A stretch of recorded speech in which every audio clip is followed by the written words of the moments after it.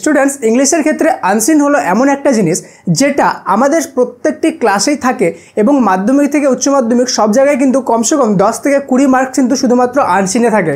কিন্তু most of the students আমরা কিন্তু আনসিন করতেই পারি না। কেননা আনসিন আমরা প্র্যাকটিস করব কি করে? আনসিন মানে হলো যেটা আমরা দেখিনি, অর্থাৎ পরীক্ষায় এমন একটা কোনো প্যারাগ্রাফ উঠিয়ে দেবে যেটা কোনোদিনও আমরা দেখিয়ে নিই এবং সেটাকে পড়ে আমাদেরকে বিভিন্ন কোশ্চেন অ্যান্সার করানো হবে।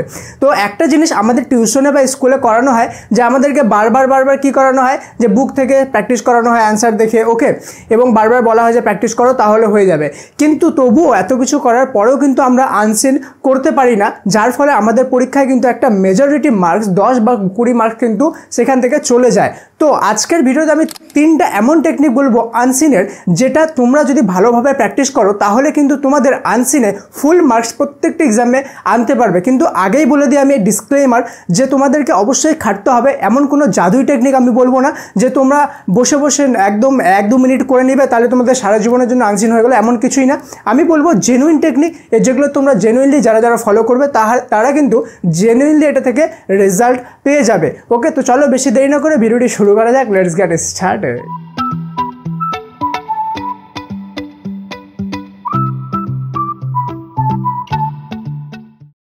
স্টুডেন্টস আনসিনের সবার প্রথম যে টেকনিকটা হলো সেটাকে বলবো আমরা paper technique, PAPER, paper, TECHNIQUE technique, paper technique. এখানে তোমরা একটা কাজ করতে হবে, তোমাদের মার্কেটে বা আশেপাশের কোনো দোকানে যাবে, সেখান থেকে ইংলিশ নিউজ পেপার কালেক্ট করবে। কি newspaper? English newspaper. Okay, এবার ইংলিশ নিউজ পেপার যখন কালেক্ট করে নেবে দেখবে ইংলিশ নিউজ পেপারে বিভিন্ন রকম আর্টিকেল থাকে। ওকে, মনে করো একটা রিলেটেড কোনো আর্টিকেল থাকলো, একটা রিলেটেড কোনো আর্টিকেল থাকলো বা খবর থাকে। তোমাদেরকে কী করতে হবে? প্রতিদিন একটা যেগুলো টাইম ভাগ করতে হবে। আমি মনে করি না সন্ধ্যা 7টা থেকে 7:15, জাস্ট 15 মিনিট প্রতিদিন দিতে হবে।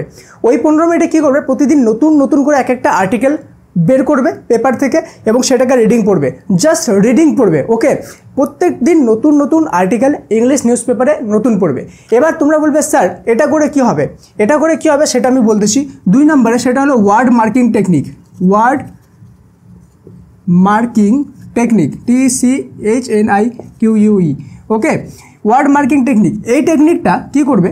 তোমরা যখন সেই আর্টিকেলগুলো পড়বে অবশ্যই কিছু এমন ওয়ার্ডস থাকবে যেগুলোর মানে তোমরা বুঝতে পারবে না। তো পড়ার সময় সেগুলোকে কী করবে? আন্ডারলাইন করে দিবে পেন্সিল দিয়ে বা হাইলাইটার দিয়ে। ওকে, এবার যখন পড়া হয়ে যাবে আর সেই আর্টিকেলটা মনে করো 5 মিনিট লাগবে পড়তে, এর থেকে বেশি লাগবে না। ওকে, এবার যখন পড়া হয়ে গেল সেই আর্টিকেলটা, পড়ার পরে তুমি গুগলে যাবে, গুগলে গিয়ে সার্চ করবে ইংলিশ টু বেঙ্গলি ট্রান্সলেশন। ওকে, তোমরা পেয়ে যাবে, অলরেডি হয়তো এটা জানো।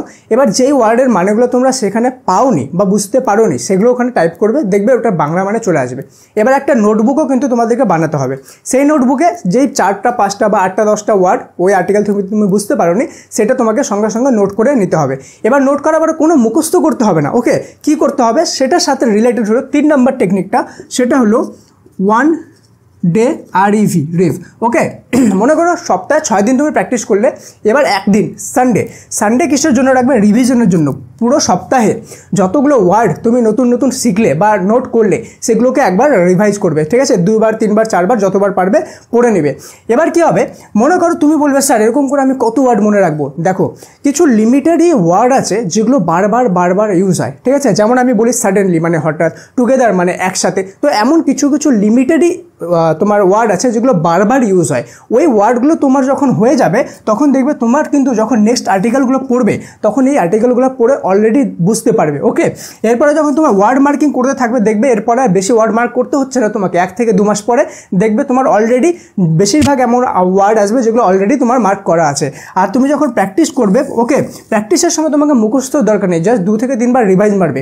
যখন এরকম 4-5 সপ্তাহ পরপর 2 থেকে 3 বার রিভাইজ মারবে তোমার ওয়ার্ডগুলো কিন্তু অলরেডি মাথার মধ্যে বসে যাবে।